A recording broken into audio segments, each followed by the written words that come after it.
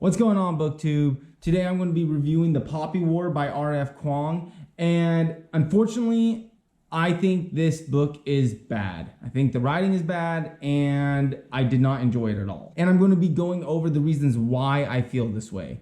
But before we get started, I do want to give a special shout out to all my subscribers. I have 26 of you beautiful people out there right now. I really appreciate you. And if you haven't subscribed yet, I would appreciate you hitting that subscribe button. All right, getting started. I am somebody who fervently believes that popular books are popular for a reason. And when we look at R.F. Kuang's The Poppy War, we see that this book has reached a level of success that few books ever do. When you go onto Goodreads, it's been rated over 100,000 times and has over 4 stars, which again is no small feat. R.F. Kuang has reached a level of success that most of us can just dream of. So during this review, I want you to remember that even though I didn't like this book and I give you the reasons why, this may have just been a situation where this book wasn't for me.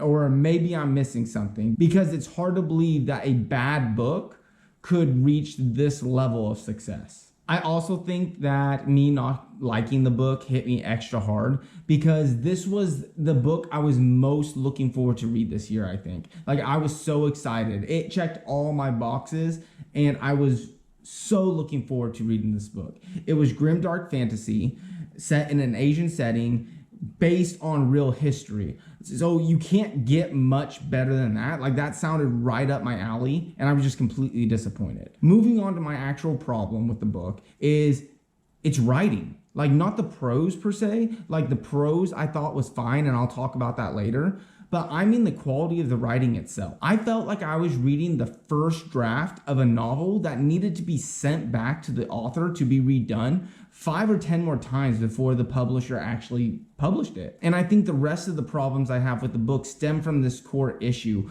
of it feeling like a rough draft. It felt like it was the first draft. A great example of this is seen with the characters, their relationships, and the inconsistencies along the story. Throughout the book, we're shown the main character interacting with others and other side characters at a very superficial level, which is fine. This is totally okay to do and is done in every single novel I've ever read.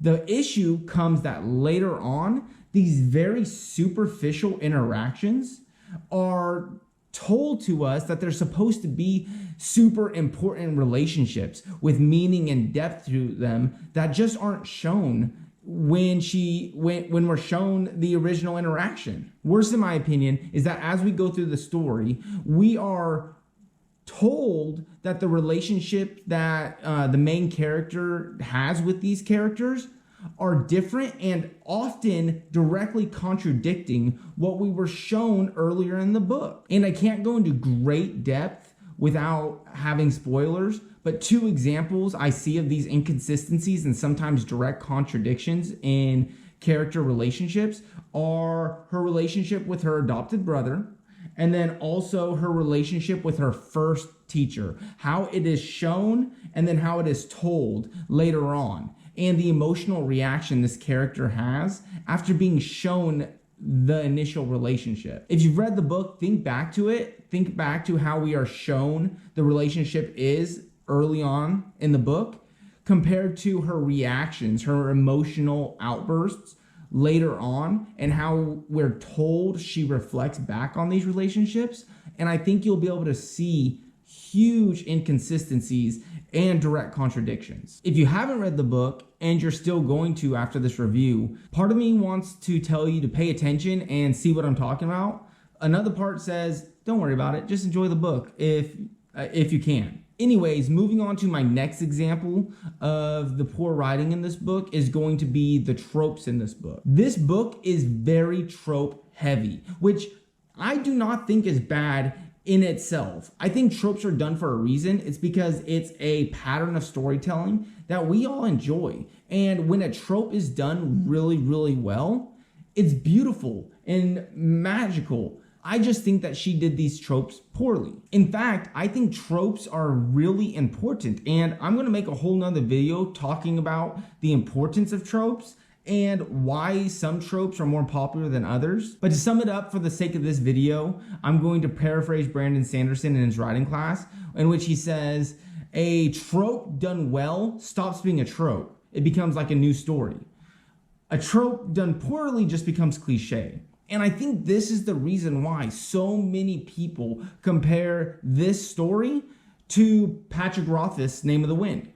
It's because she uses a lot of the same school tropes that Rothfuss does, but because they weren't done properly or differently enough or executed in a masterful enough way, all we do is think back to how it's similar to Name of the Wind, and it's hard to appreciate Kuang's story for what it is. And the school section is part of my favorite part of the story, honestly. But when I say that she uses all the magic school tropes, I mean essentially all of them, including but not limited to the kooky master that no one else understands, the teacher that's out to get them, the difficult entry exam that earns them free admission, and study montages. But these school tropes weren't the only tropes of the book either.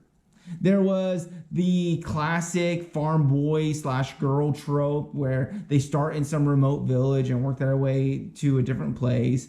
There's the girl that's not like the other girl trope. There's the bands of misfits trope, the chosen one trope. And even if it's not done with the main protagonist, we even see the infallible hero trope. Another negative thing I have to say about this book, which I don't feel like is limited to her, it's probably every debut author's issue with their book, is I felt almost like this story wasn't the one she wanted to tell. I felt like she had to give all this background story and add all this information in order to tell the story that she wanted to tell. I almost felt like this was a prequel to the story she's trying to write. And while I like this idea, and if maybe her other books are a lot better, but I still want to enjoy the read. Like, if you're giving me background information, if you're setting up another story, I still want to be able to enjoy the story I'm reading. I don't just want background and filler. On to the good parts. I said that I would talk about the fact that I didn't mind her prose.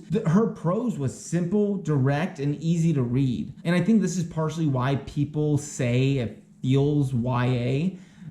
And probably because people seem to associate any book with a strong young female protagonist as a YA story. Like, if you look at the Brandon Sanderson Mistborn novels, you'll see that they've totally remarketed that as a YA novel. But if you read her book, she is definitely not a YA writer.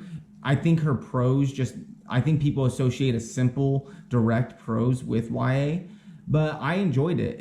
It made it easier to read, and I enjoy a simple prose every now and then. And then I want to address like the best thing about her book, and something that if it was her main purpose of writing this book, that she definitely succeeded in. I wanted a grim, dark fantasy story that showed the true atrocities of war, and R.F. Kuang was definitely able to do this. War is often written about like almost heroically, when really it's horror beyond our comprehension. And the fact that this story is supposed to be modeled after the Second Sino-Japanese War, which after doing extra research seems to be one of the darkest periods of Chinese history, like, it just really worked for me, and I thought she did a great job at portraying that. But in conclusion, all in all, The Poppy War is a book that could have been great. I just don't think was executed properly. I've said in a previous video that one of the tools I use to assess whether or not the writing of a book is good, or if the book is overall like an A or B or C, or how I rank my books, is to ask myself, would this book have been better if someone else had written it? And I think this is definitely the case with this book. I think R.F. Kuang had all the knowledge to write this book, and she just didn't execute it well enough. Like, looking back, I don't know if I've read a book whose back summary was more well written than the book itself. And for The Poppy War, I think that's the case. Like, when you read the back, it's beautiful. Like, the little summary that you get, it makes you want to read the book. It's written beautifully. And I would argue that that little back sections is better written than the book itself. I really love what she was trying to do with this book. And I hope this is more of an issue of her being a new writer and it being her first book. I don't know yet if I'm going to DNF the series because people have told me that the series gets better as we go on. And as someone who's an aspiring author, I enjoy to see how an author develops along their writing career. So I want to see how she goes from this book to the next book to her third book. And I think she just recently started a new series. So I don't know if I'm going to DNF the series yet. I rarely DNF books. Like, it's kind of a pet peeve that if I start a series, I have to finish it. So it's going to be interesting to see if I continue along with the series because I did not like this book. Anyways, that was a whole bunch of negative. Let me know if you guys agree with this review or if you see something a different way, or maybe I'm missing something. Maybe something went right over my head that I didn't even see. So let me know down in the comments below. Like and subscribe to this video, and thank you for watching. I'll be back soon with more content, but until next time, I hope you guys are out there exploring cool new worlds, and I'll be back soon. Thanks.